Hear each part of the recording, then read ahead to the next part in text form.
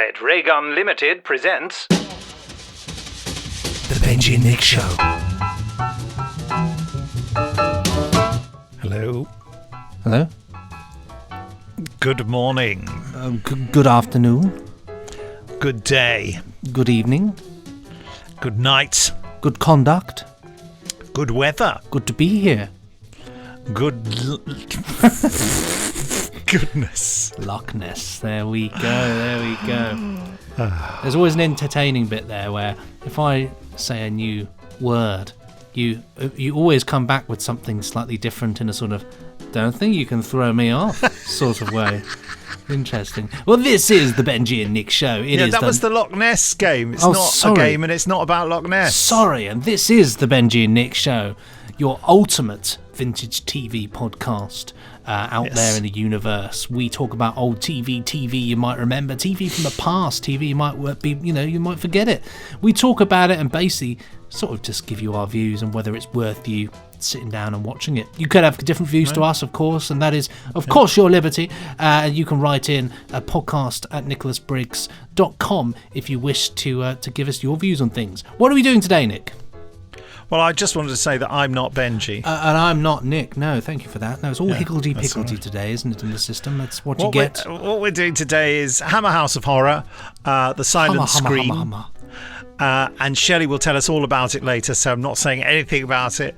Not saying anything about Patreon either, because she's going to talk about that too. Well, there we go. I mean, that summed it all up, hasn't it, really? Shelley Dean from America, in case you didn't know. Yes, that's right. Shelley Dean, our reviewer from over the seas, will be sailing to us in a good fashion in order to give us her thoughts on this. And that's what's interesting, you see, about the Benji Nick Show is lots of three people, different times, different places, all coming together to review something. Yeah, there we go, three. I suppose now, at this normal point in our Poddington cast, we will have a look at the emails and let's speak to you. Yeah. Yes, would you want to read that email you've got? Certainly, there? Yes, I've got one here. That's right. Here we go. This one here is from Neil Allen. Neil, hello, sir.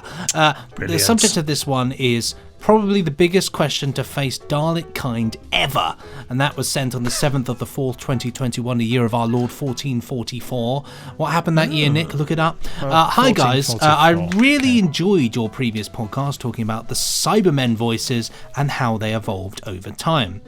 So maybe could you explain to me what on earth happened to the Dalek voices in the John Pertwee story Day of the Daleks? Having just seen the story, the Dalek voices are all over the place. Sorry, I just read that wrong, but you get the point.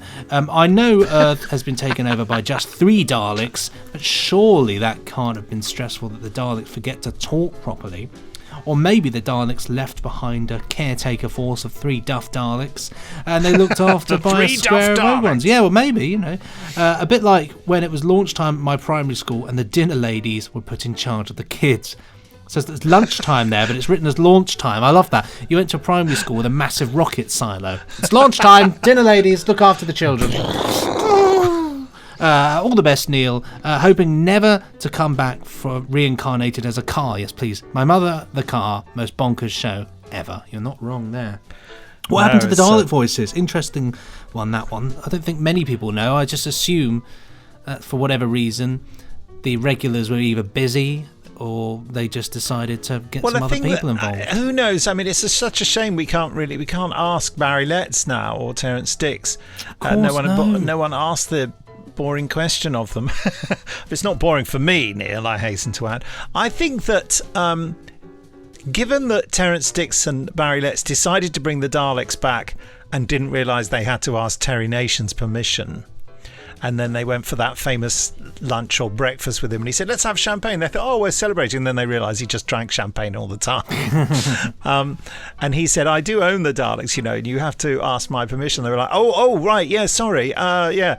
And so they sorted it all out and basically guaranteed that Terry Nation would write a Dalek story a year for the next few years. But so I think they probably had no idea who did the voices or how to do them. So probably the director just cast some people to do Dalek voices. He probably didn't think, there's someone to contact. You know what I mean? And then I don't think... I mean, the Radiophonic Workshop had a fairly patchy reputation in setting up the Dalek modulation effect. We've discussed that before, haven't we? About the inconsistencies of it all. Yeah, and Dick Mills. I was going to say Terence Dicks. I mean Dick Mills. Confessed to me once under heavy questioning at a Doctor Who convention when I was questioning him on stage. I said, why does the effect vary? And he was making up answers, and he went, we just never wrote it down, that's why. So they would just listen to it, and people would just think, that sounds like a Dalek voice. Yeah, I mean, like when I did the first episode Dalek, and I was setting up the ring modulator, and then the transmitter to the lights made the modulation go crazy, so it sounded like, and yet everyone on set was going, yeah, that sounds great, and I'm going, no we're not doing that. Only as long as it sounds weird to the untrained ear, anything's a Dalek.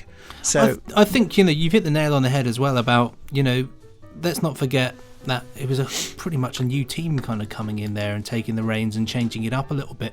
And so in some respects it is a level of that, thinking, we're new here, and you don't think about all the old hands that you might have worked with in the past. It's only retrospectively looking at this point, the Daleks are huge and they're absolute cultural phenomenon.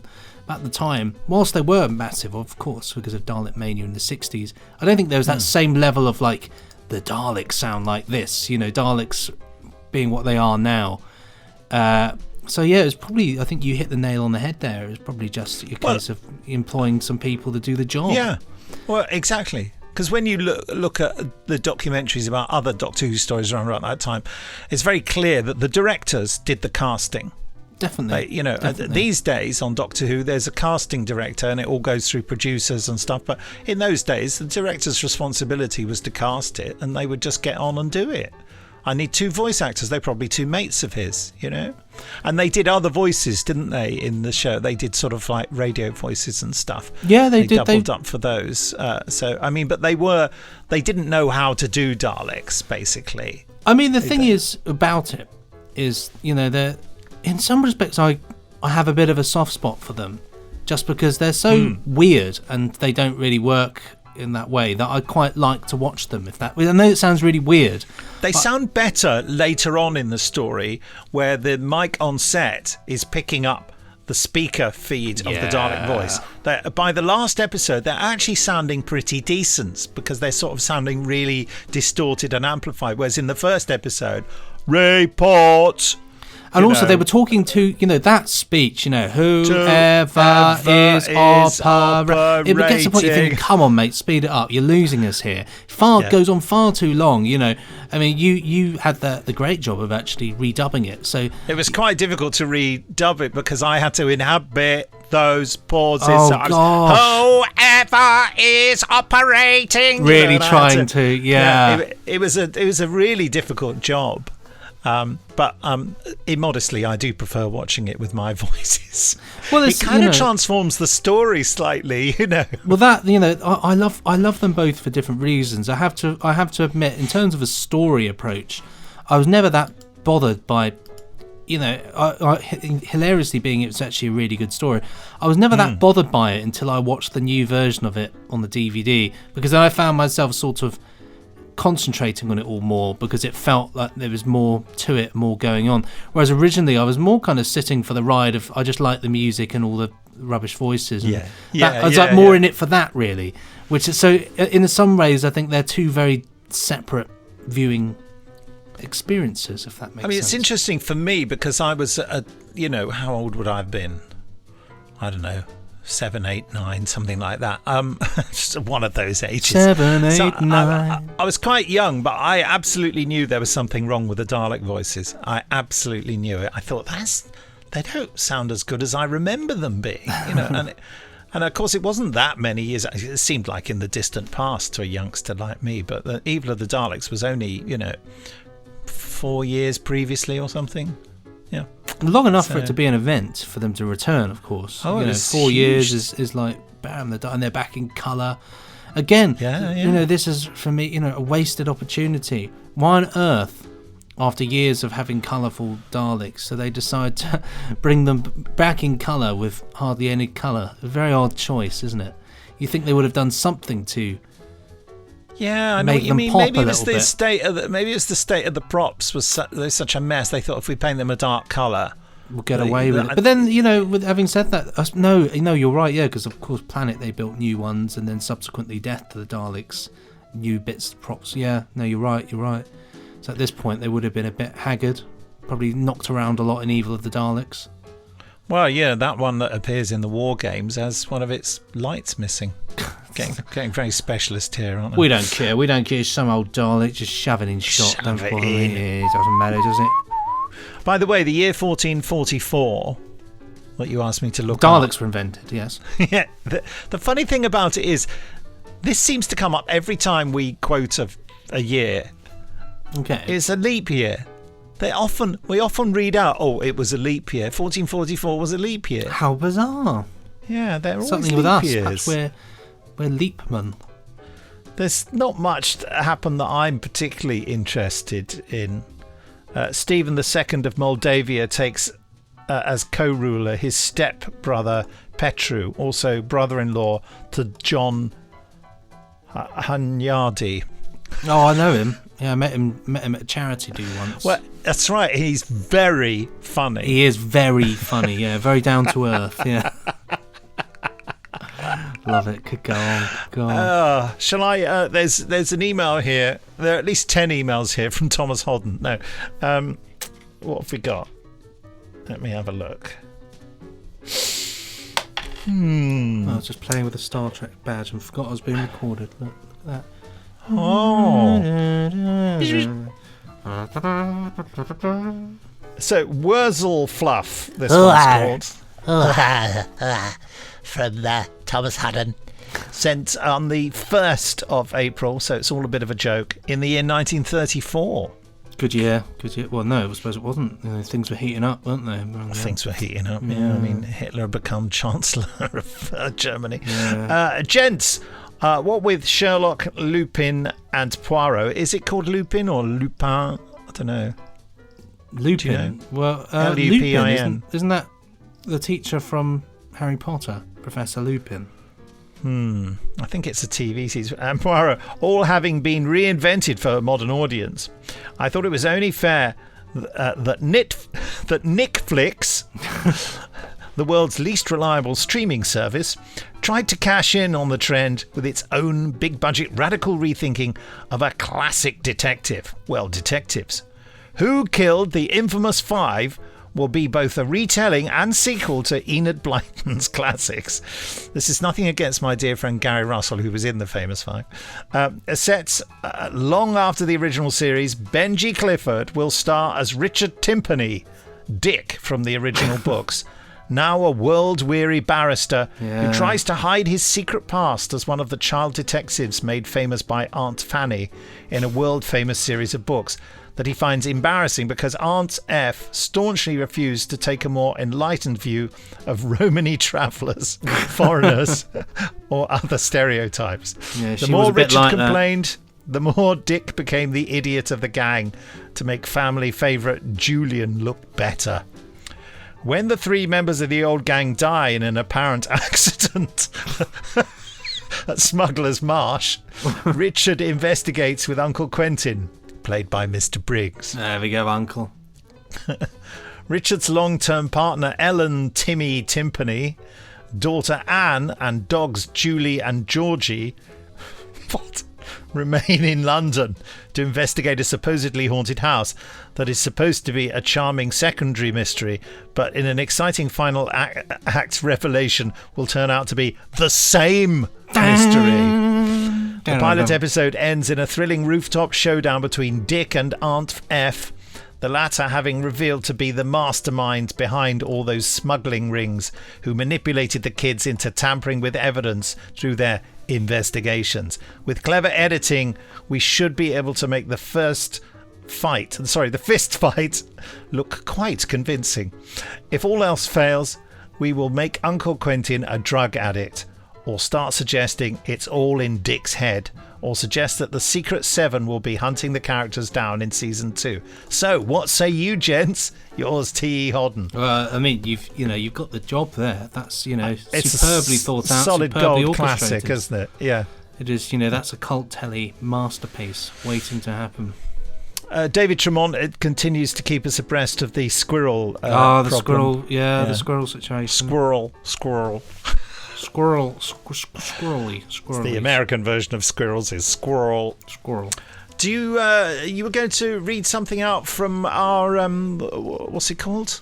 Our Patreon. Yes, quite. So the question was posed this week on there about vintage television shows and movies.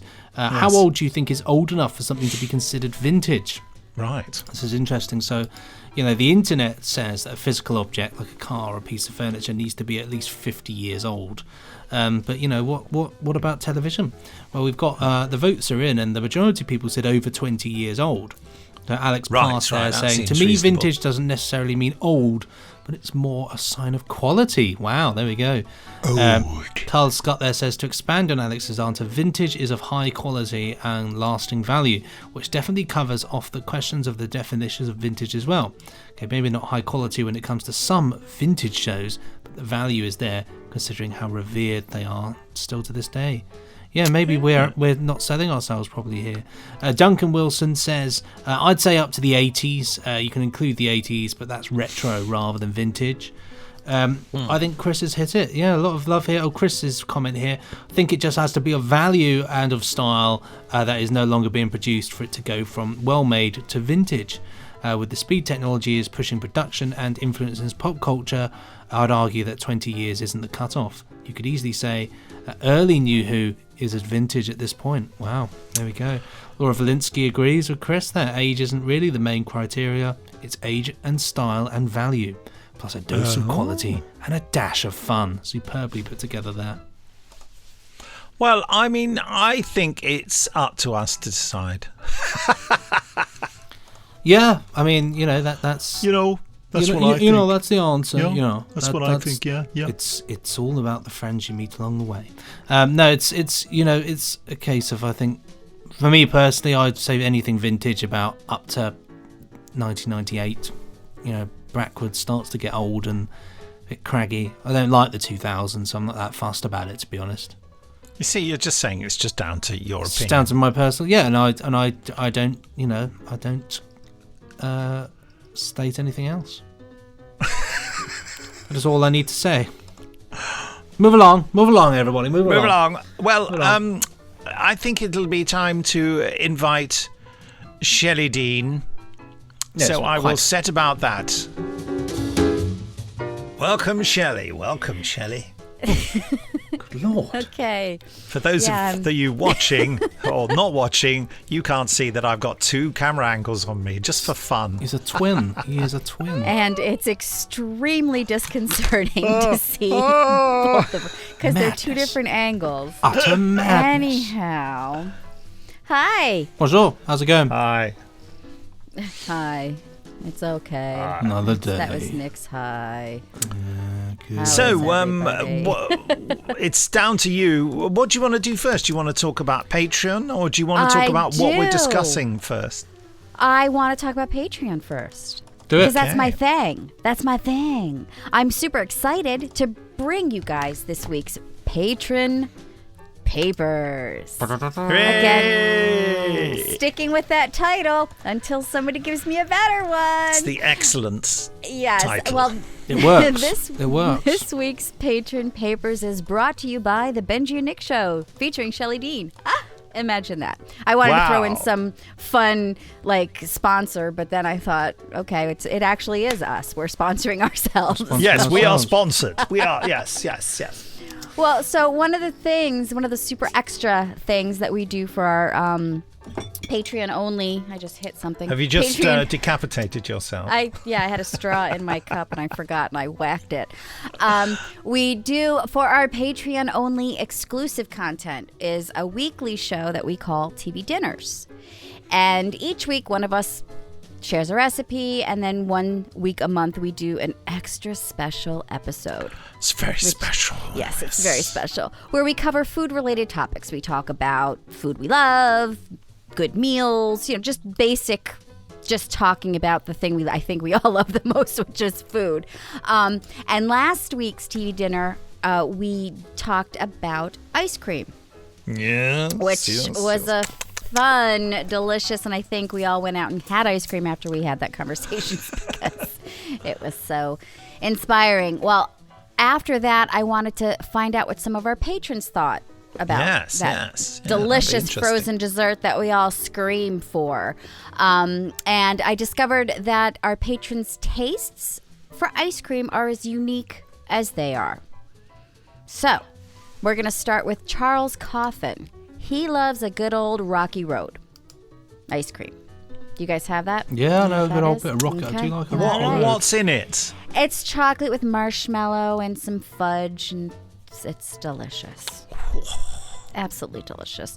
And then we've got James Roadhaver, who is perfectly happy with a bowl of plain old chocolate ice cream, which you can't go wrong with just a nice chocolate Can't go wrong with that. ice cream. Yeah. And then we've got, last but not least, Hugh McElroy, who says his favorite is prawn cocktail. Wait. What? Oh, wait a minute. No, that was his favorite crisp flavor. Sorry. Gonna say that's disgusting. Oh. Can you imagine? Utterly revolting. Oh, Prawn cocktail I ice mixed cream. up my things. Oh, wow. So, Anyhow, I guess it doesn't matter. But that's what our patrons, if you want to know what people like about their dessert tastes and flavors and stuff, that's the kind of stuff we're doing over on Patreon. That's great. And now I'm seeing myself in Nick's extra camera. That's but weird. that is going to bring us to what we talk about, or what we're going to talk about this week, yeah. which is we watched The Silent Scream, which is the 7th episode of the British anthology series. And here we go. I'm going to give you a couple reads on this. Hammer House of Horror, Hammer House of Horror, or Hammer House of Horror. Not really sure how it's actually supposed to be I sort of said. think it's Hammer House of Horror. Hammer House of Horror? No. But is it Hammer. Is it Hammer? It's not Horror? Hammer, it's Hammer. Okay, regardless of my accent. It's So obvious, isn't cruel. it? He's just being so cruel. He is. Hammer House But is it Hammer of House? Horror. Or is it Hammer House of Horror? Hammer House of Horror. is Hammer how House I'd of say Horror. Okay. The Horror House of Hammers, Anyhow. you see. It was directed by Alan Gibson. No, hold on with a minute. It's Alan Gibson. Thank you. Stop you right there. Alan Gibson. Elena Gibson. Ellen. And the script was written by, and I'm going to have a hard time saying this because I have a hard time, Francis Essex. That's who wrote the script. Francis Essex. Not to be confused with Francis Rossi. Essex. That's What's hard wrong to with say. Francis Essex? Francis Francis Essex. Essex. It's hard for me to say. Francis I Essex. hate you It's harder guys. in your accent. because you've got that Francis Essex as opposed to See, if I Francis said- Essex. if I- I think The it's a script dark. editor was Anthony if I Reid. said Francis, that who would did sound Doctor Who. weird. Would it not? If I pronounced it Francis? Francis in Germany. Regardless, it aired on Yeah, stop doing Yeah, that. that would Weird. sound weird if it you aired said on that. ITV1 Definitely. Yeah. on October 25th, 1980, which was exactly 2 weeks after my 10th birthday. Just throwing that out there. I was doing the math. I went, Wow. hey. So the episode stars Peter. In 1980, there was no such thing as ITV1. Just But ITV. it was just called That's what. I know, because That's what Wiki ITV became ITV1 because it was their main station, like BBC One. Anyway, So it was just straight up ITV. Yeah. So Straight up edit, ITV. Well, Channel 3 is First everybody. aired on People just used to call ITV. it Channel 3, didn't they, really? People wouldn't say, like, turn on ITV. They'd say, switch over to Channel 3. That's what I just always remember no, people we saying. used to say ITV. It's on Channel 3. Oh, fair enough. Never What said did you Channel say, 3. everybody? Channel 3 or ITV? Anyway, yeah, that was all very I good. said neither because we didn't have that. The episode stars Peter Cushing as Martin Bluick, an elderly pet shop owner who gives an ex-convict named Chuck Spillers, played by Brian Cox, a new lease on life by offering him money and the opportunity to work for him in his private zoo. At the back of his pet shop. So that's yes. But what did you guys think of it? Had you seen this before? I had not seen this Was episode the Hammer before. House of Horror? Hammer House of Horror. I certainly was Horror, aware of something Hammer you House of Horror. Yeah. But I don't think I've ever seen all the episodes. I'm very surprised to learn there are only 13. Is that right? Yeah, Yeah. it was 13. just ran for whatever reason, ran for one series, and that was it. I've seen bits and bobs of it over the years. I've never sat down and watched this episode, and I have to say, it was awful. No, it was brilliant. I thought it was really, really good. I was captivated. It's hard not to be when you've got Peter Cushing and Brian Cox in the same story. I really enjoyed it. I thought it was just creepy, very creepy. I mean, a lot of it, dare I say, was I sort of anticipated what was going to sort of happen. Apart from the ending, There was a lot of foreshadowing. Certain things. It's like the second he went out the back and you saw that he had all the animals in cages, and he'd also been in a concentration camp. I then thought, oh, he's obviously he was obviously a guard, a chap in charge. I didn't realise that, actually, I have to say. I didn't get that. I did, from but that only because either. I thought I did. it would make he's in charge of capturing people and he's walking around like, I don't know. I got that, but I did not expect how it ended. I have to admit. Yeah. Well, there was, like I said, there was foreshadowing. There was a scene where Brian Cox was first discovering when Peter Cushing was asking him to basically pet sit. He's like, I'll pay you I got to go out of town for a couple days. You come, I need someone to feed my animals. And so they're having that conversation, and behind Brian Cox's character on the wall was hung a crooked painting of Edvard Munch's The Scream. Why was that on the wall, really? Edvard Munchausen, isn't it? It was just hanging on the wall. And so I thought, and then as I rewatched it, because I watched it the other day and then I watched it again this morning, or yesterday, whatever. At the very last scene is Peter Cushing with that famous, and he's doing the exact pose of the painting. Yeah, so I thought, it's interesting. I did not notice that at all. foreshadowing. Yeah. How fascinating. Yeah, but it was, I personally fell in love with this, and I'm already up to episode 8. I've watched 1 through 7, and now I'm up to episode 8 of the whole anthology series because it's so well written. It's so creepy. I just absolutely love this episode, and it's considered, all the research I did online, it's considered the best, most favorite episode of all 13. I mean, the thing is, it has so many ingredients. I think, you've got Peter Cushing, who is a Hammer legend from all the movies as well. They were very lucky to get him in to do this, weren't they, really? He played Dr. Frankenstein and Van Helsing, right? Yes. Played Some of his and loads more. hundreds of roles. I mean, He also did Those Sherlock are the two Holmes for most. Hammer as well. He did, he The Holmes. Hound of the Baskervilles movie, and then he played it on the BBC, but that's a whole other story. It's a completely different kettle of fish. But he's done so many things as well, of course, Doctor Who. But he is superb. Brian Cox, who is an acting icon as well, always gives a good performance. Everything about this was just kind of well put together. It was well paced, had a good level of kind of growing and getting more and more concerning. You had the wonderful little bits, and it's things like this that do happen in life, I think. It's like that policeman who obviously had a bit of a hangover, and he... Yeah, that was quite fun, wasn't it? I thought, what's the significance of that? And he had that bit, he just thought, I was being a bit irrational, I couldn't be bothered. And things like that happen. That's what happens in life. But then later on, when he says, and they say, I wouldn't bother about it, he goes, no, and he just screws up the piece of paper and throws it away. So that's a total... red herring. I just wanted to ask Shelley, before I give my views on this, tell us about some of the other episodes that you saw. Any particular favourites among them so far? Don't tell the twists, though, because I might carry on watching I like myself. the bit when everyone dies. Yeah.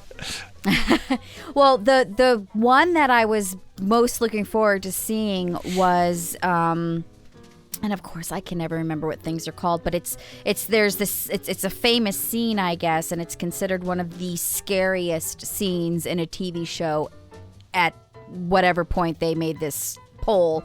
and it was a very bloody scene at a child's birthday party. Oh. And I know, it was called, the episode is called The House That Bled. And I've heard of it, yes.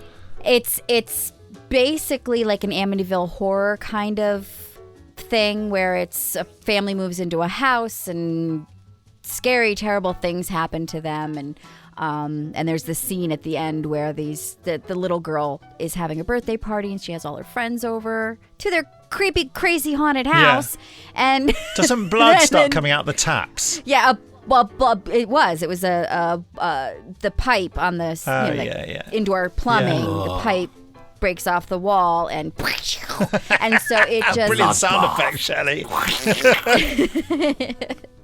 But the first one, it was about a witch that it would actually very much reminded me of Catweasel. She somehow time travels into the house that she was burned at the stake at, and that was played by the girl who played Magenta in Rocky Horror. Oh, darn it! Someone Google. Yes, I'm Googling. But anyhow, that was the one of the things that stands out about this anthology Patricia series Quinn. is Patricia Quinn. Thank you. There's a lot of nudity, a lot of gore, and I was like, this is television? What? It boggled my mind. But again, it wasn't an American show, and I know that it aired here because I saw a bunch of, when I was doing the research in the newspapers.com, it did air here in the 80s. So I don't know if they cut out. They had to have. There's no way that there was like full nudity. It wasn't just gratuitous like in the something we just watched where there was the strip club and it was like the half boob was shown. The thing is that Hammer films were always traditionally a little bit on the sexy side. They always had that sort of level of slight sex. They were late nights. They were, shows, you know, and late on a Saturday night usually, something like that. Yeah. There's a bit of an edge and a bit of sauce to it, you know, and at the same time, you know, I suppose they go hand in hand, don't they? Really, sex and horror films. So another one, Shelley, of course, if you like that sort of thing, is you should check out this. This is very good as well. Tales of the Unexpected. That's classic. Okay. Yeah. I've been watching a lot of that. They're Roald Dahl, actually. It's Roald Dahl's Tales of the Unexpected, and they're very Roald similar. Dahl, yeah. Thank you. I'm such an uncultured swine. Yes, I've always called it Ronald Dahl. Ronald McDonald's, the head of McDonald's. I never knew how to pronounce it. You know, but they're very similar as well. Starring the Hamburglar and Grimace. Yeah, the Hamburger. Whatever happened to him? He was I love the Hamburglar. He was cooked alive. I thought the twist. He's serving time in prison. Wouldn't be surprised. He's serving hamburgers. He's serving Sorry. flipping somebody off, or rather flipping. Yeah, it's burger flipping joke. What? Yeah, So okay. burger flipping. Never mind. Can I just say Patricia Quinn has been in a Big Finish? Oh, she really? Yeah. Oh, She I was know in that she frequents Bang Bang a Boom. She frequents conventions quite a lot. You see her at a few yeah, things. she's been at Galley. I've seen her. I've met her at. Always She looking played impressively Queen cool. Angvia. Queen N. Yeah, she was fantastic as the witch out of time. Lucinda was her name. Like cinders of ashes. Very clever. Wood Um, burning stakes. Shall I tell you what I think? Yes, you didn't like it. No, I wouldn't say I didn't like it. I don't think I liked it as much as you two. I mean, because I remember the show being on, and I remember being sort of fairly unimpressed by it. Here are the good things about it. It's very well made. You know, it's shot on film. It's probably shot on 35mm film, isn't it? So it's a stylish production. There's a specially composed score. It's been shot with a proper director of photography. It's not multi-camera, creaky studio 70s, early 80s fare. But I think I found the music quite annoying and largely inappropriate. It's old-fashioned, wasn't it? Yes. Did you not? I thought exactly that. I found an article that somebody made the comparison of the theme song to Spinal Tap's Stonehenge. Wow, wow. I quite And like I the theme played- tune, but I didn't played like them the next incident. to each other. Oh, really? Yeah, but that's it is. It's very similar. In ancient time. It's a really weird tune for horror, isn't it? It's kind of like, oh dear, you're a little bit scared, never mind. You know, it's kind of, there's a sort of lament in it, isn't it? It's not, it should be bang, bang, bang, horror, because Well, all the thing the is, horror, They all were the always, the horror hammer things were movies- big, weren't they? Dun, Yeah. dun, dun, dun. Like the Dracula theme in the Hammer movies just went dun dun dun, which was Dracula. You Yeah. know, it's kind of They always had that deliberately like that. Nothing subtle. But I just found the incidental music, which rattled on a lot, just kind of like largely was a bit misplaced. Anyway, of course, Peter Cushing was wonderful. He can't be anything but wonderful. I just found, I suppose I'm not a fan of this kind of story because I could see a lot of it coming, although I admit that also I wasn't very impressed with Brian Cox because he was obviously meant to be a Cockney boy, and he's clearly Scottish, and his Cockney accent he had turns of phrase that didn't fit well in his mouth.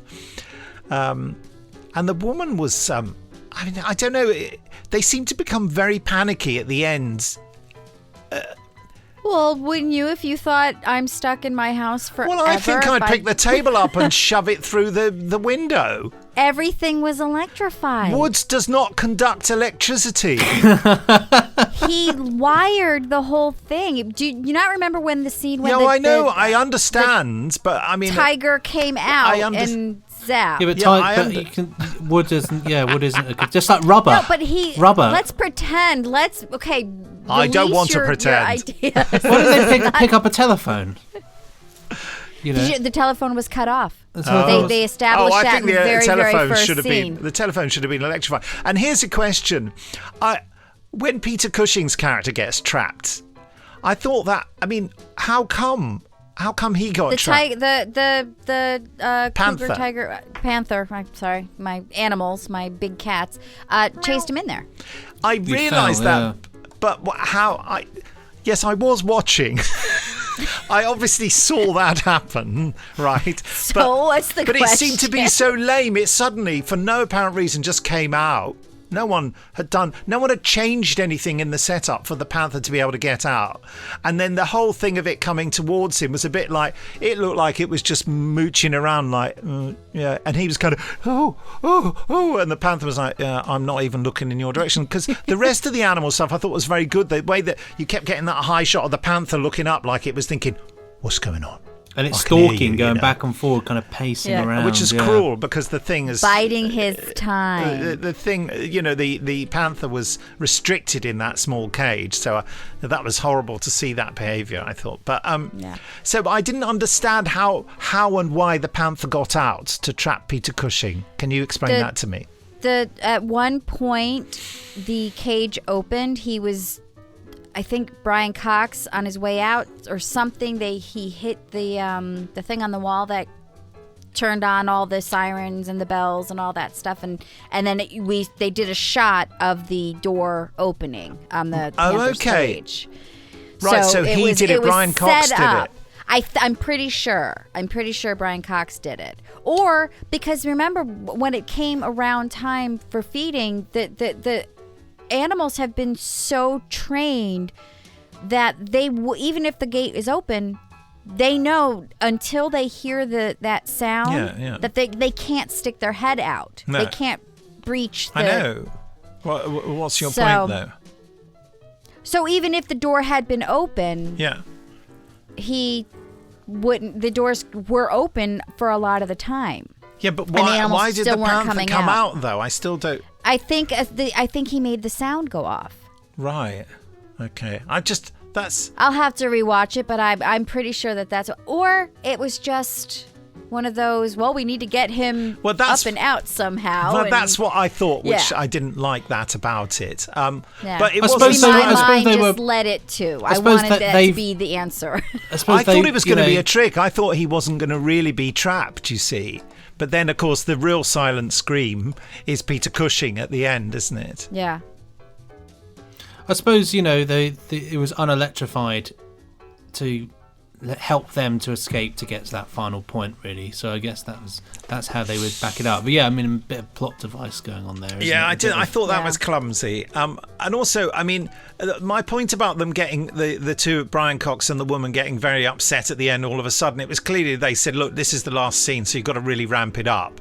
And it didn't seem to come from anywhere. I understand that they'd be scared and worried and upset, but they suddenly seemed to just turn into sort of whinnying children, didn't they? They sort of went, oh, we're trapped. Oh, we're trapped. Because we have to scream at the end. It just, it didn't. I'm being finickety because, it was a solidly made thing. I suppose it wasn't really my kind of thing. So, but I would give it. Yeah, I know. I would totally give it a solid 3 exclamation marks, though. I mean, it was good. It was a good piece of work. And 3 exclamation marks is what you give something you hate that you don't watch all the way through, too. So I know, but I'm being generous. A genuine 3. This is a genuine proper 3. This is not I couldn't be bothered to watch it 3. Right. I'll give it a 5 because I've actually enjoyed what when I watched it. I thought I'm enjoying this, and I guess. Yeah, I mean, it's not groundbreaking, but I did enjoy it, and I do like things with a good twist at the end, and I just thought it was a nice little good bit of telly horror. 5 from you, Shelley? 5 from me all the way, because, 1, to have an hour of TV that was that compelling was just amazing. The standalone hour where I felt horrible emotions so many times watching this show. Like with the puppy, I was. Oh yeah, that was. So she got over it a bit quickly though. It was like no, and then within 2 seconds she's like, "Let's do it because he's watching us." Yeah, it's like quickly. Let's look really sad. Anyway, yeah, it's all right, love. It's all right, love. And so she thought, it's all right. The puppy just went. Yeah.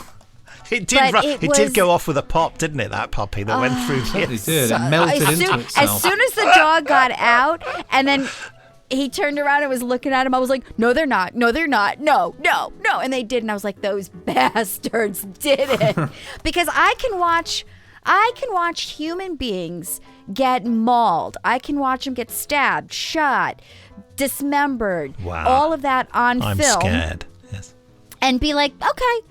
As soon, like, say it's a scene where it's like a big battle and people are on horseback and people, stabbing and heads cut off and limbs. And as soon as that first horse goes down, I'm crying. Yeah. Like, no, the horsey got hurt. Well, yeah, it's because it's not their fault. They've just been roped in against their, I see what you mean. So any kind of animal thing, that really got me. And plus the anxiety aspect of the whole episode was the build up.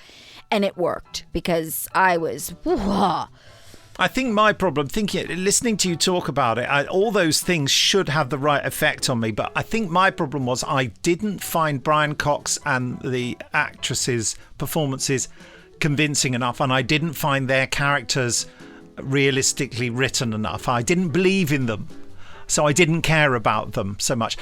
But that said, you see, it says something about the high level of the production and the care taken over it, that even though I didn't really connect with them, I still got all the beats. I was still there with the story. Right. I still knew what was expected of me as an audience member. But like this morning over breakfast, I just put on the ITV player and I started watching an old episode of The Saint, which is just silly thriller stories. But there's something about those stories. And it was really difficult for me to tear myself away to get back to work. Whereas this, I wouldn't have watched it unless I'd had to. If someone said, have a look at this, it's brilliant, I would have watched 5 minutes and just thought, no. I found Brian Cox, I think Brian Cox is a brilliant actor, but I bet he's not proud of this performance because I don't think it's any good, Oh, see, I didn't, because we all know I love bad horror movies. And most of the time, bad horror movies equals bad acting.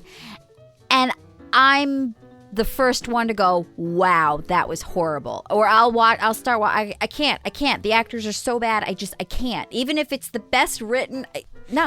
Oh, no, I don't think this is terrible acting. I don't think this is beyond the pale amateur hour rubbish. No, It's very, very competent. I think it's just a tiny bit off for me. Yeah. And I think the scripting of the relationship it was a bit old-fashioned, you know what I mean? And I didn't. So let's blame the director. Well, It's Alan Gibson's fault. But a lot of these things, you just have to, it has to hit your sweet spot, doesn't it? And Yeah. this is what we're discovering in all our discussions. And this didn't, but I think it's still a very laudable bit of work, frankly. Yeah.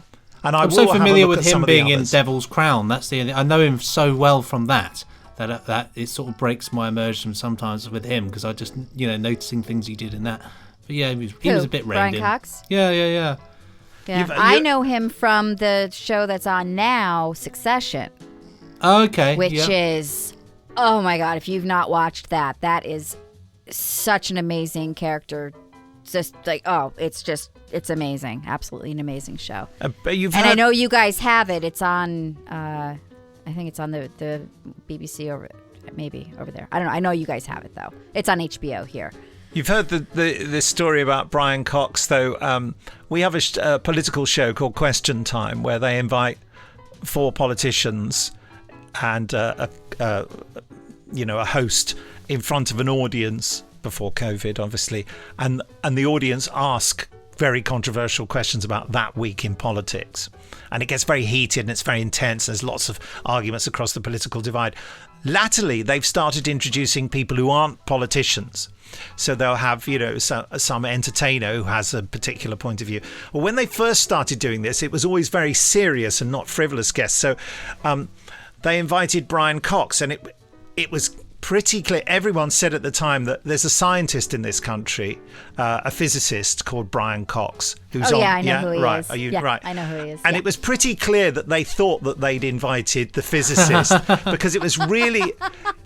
Everyone was clearly thinking, why have you just invited this random actor to come and express his views when I think there were scientific issues in the program. Yeah, but that reminds me also, and I can't remember what the program was, but I know what it was. It was when people talk about bloopers that they've done in productions. And Colin Baker told me this. Colin Baker was invited to a show. He was driven to ITV Towers and in his dressing room and everything. And he was due to go on camera and talk about bloopers and mistakes and stuff. He didn't. They thought, I don't know quite what they're going to show, but it'll be interesting.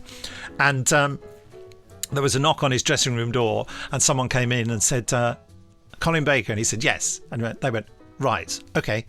Thanks very much. Went out again. And then later on, someone else came in and went, so yes, Colin Baker, yes. Yes, okay, thanks, bye. There was a in inverted commas, famous news correspondent in this country called Colin Baker. No. And that's who they wanted. And that one, I can't remember what this other Colin Baker, there was a famous blooper that went wrong, you know what I mean? And, right. And they basically had to go in to Colin and say, We've booked the wrong Colin Baker. Sorry. So, but you keep the money. We'll just get the car to take you home. He said, "No, I'll go on. It'll be fine. I'm sure that you go." And they went, "No, thank you." Oh no, poor Being Colin. mistaken for a less famous Colin Baker. That's what's annoying. and then them saying, "We really don't want you at all," even though you are the more famous of the Colin Bakers. Oh, but that reminds me.